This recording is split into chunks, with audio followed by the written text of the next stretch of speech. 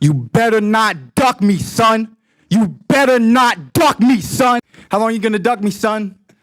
What do I gotta do to get your approval to step in the ring? I don't fight for co-main event money, homie. Okay, I understand. I understand. I understand. I asked you a question and you answered it. I appreciate that. I appreciate that. I've answered it before, though. You know, Okay. I'm not gonna keep mentioning your name. I gotta. Okay. No, but I don't have Twitter. I don't have Twitter. I'm not that little Tweety bird like you, son.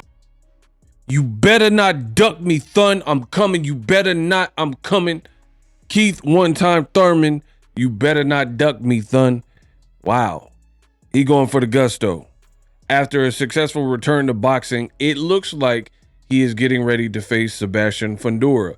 A report just came out, and your boy Ego is going to break it down and let you know everything you need to know in the world of boxing. So, I got some new information for you guys. Make sure you guys follow me. Listen, I'm not always able to make a video straight away, so follow me. Trying to get to 75,000 at Boxing Ego 1. The link can be found in the description. You'll get the news over there, so you don't have to wait for a video to come out. We multi-platform. I made this graphic. It says agreed. Yeah. Keith one-time Thurman, Sebastian Fundora. And there's a brand new article from Boxing Scene by Lance Pugmire, where it says Sebastian Fundora and Keith Thurman verbally agreed to fight each other. Link can be found in the description box. It says Sebastian Fundora to defend against Keith Thurman October 18th.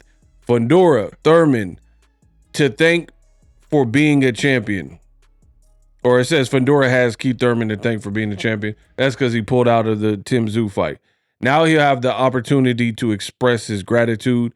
Boxing Scene has learned from two officials on Wednesday that there's a verbal agreement for Fundora, who's 23-1 with 15 knockouts, to fight former unified welterweight champion. You better not duck me, Thun. Keith Thurman. October 18th in Las Vegas. Fundora, late replacement for Tim Tszyu, because Keith Thurman was scheduled to fight Tim Tszyu and he pulled out. March 2024, he pulled out with an injury, leaving an opportunity and a void, and that opportunity was seized by your boy Fundora, aka I call him Slender Man. So now he became a champion in that fight, a unified champion, and recently Fundora actually fought Tim Tszyu because Tim Tszyu kind of felt, you know, he had a cut over his head, unfortunate elbow. Fundora's a tall dude, slid him open, pause, and Tim Tszyu had a chance to try to right the wrong after the Murtazaev disastrous fight, and he thought he could beat Fundora, and Fundora actually did better. So props to Fundora. It says he attended Fundora's victory over Tszyu and expressed interest in fighting the winner, but he speculated the 6'6" Fundora wouldn't return to the ring. Minutes later, the triumphant Fundora insisted he would fight a third time this year after successfully defending his belt. The bout is being planned as a Prime Video pay-per-view card. Shout out to PBC. I love it. I really do.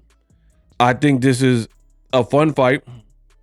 It's also a dangerous fight, really, for both people. For both people, is a dangerous fight, especially Keith Thurman.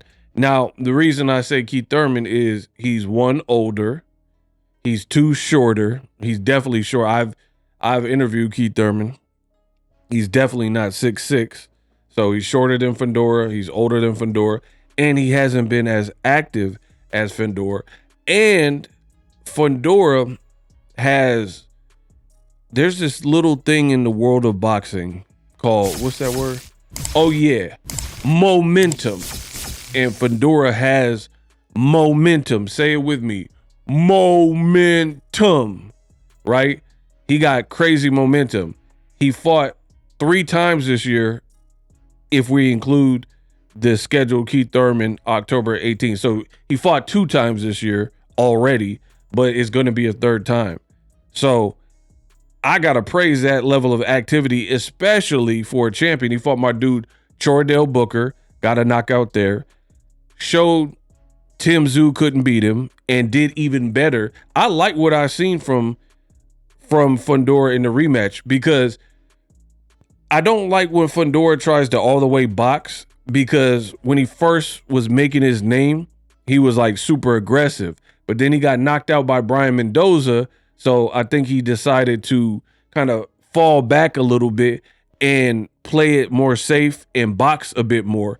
But what I liked in his last 2 fights, but definitely the Tim Tszyu part 2, what I liked there is he mixed it probably the best that I've seen it, where you're getting some of the inside work and what made him like on people's radar early, like the inside fight game, combination punching. So you got the aggression and more of the brawler, but then he also showed you a bit more patience and composure in boxing in the Tim Tszyu fight.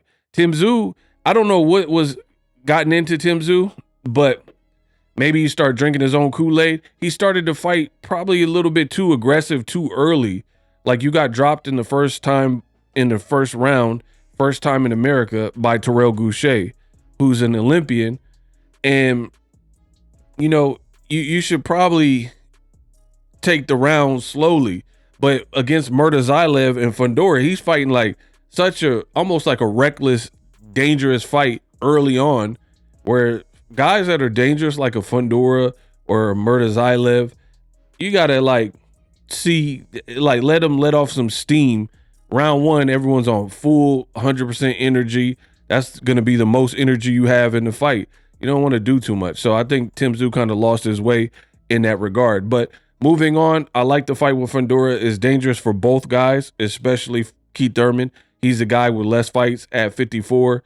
Fundora showed he's active. He's a champion. He's a champion for a reason.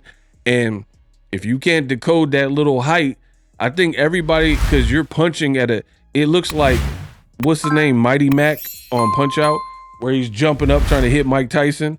That's what it looks like, everybody fighting Sebastian Fundora, at least until he moves up in weight. At 54, he's definitely taller and towering over these guys. So I think it's always going to be an adjustment. I want to say the person that probably did the best would obviously be Brian Mendoza, because he got the victory. But that was a tough fight up until he connected the dots and dropped him.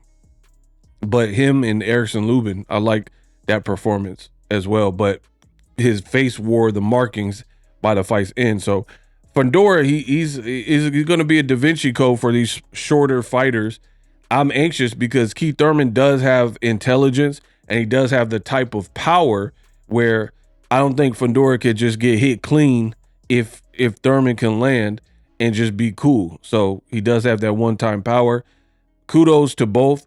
Thurman did the Brock Jarvis kind of a tune-up style fight in Australia, ended his inactivity, and he's going after a champion in a new division. I got to respect that.